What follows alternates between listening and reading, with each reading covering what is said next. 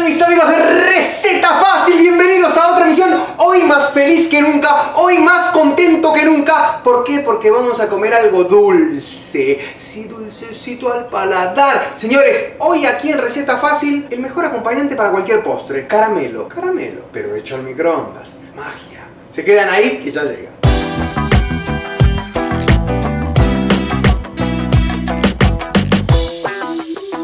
Para nuestra receta del día de hoy vamos a necesitar azúcar blanca, azúcar, Celia, y un poquito de agua.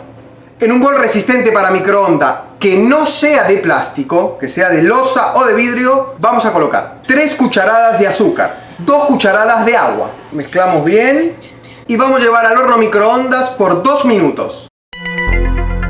Con cuidado porque está caliente. Revolvemos un poco y llevamos al horno microondas por 1 minuto más.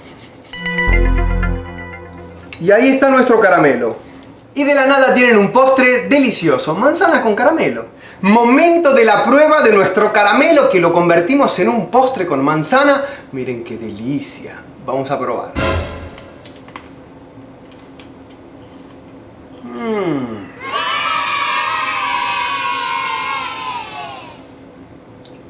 El placer de los dioses.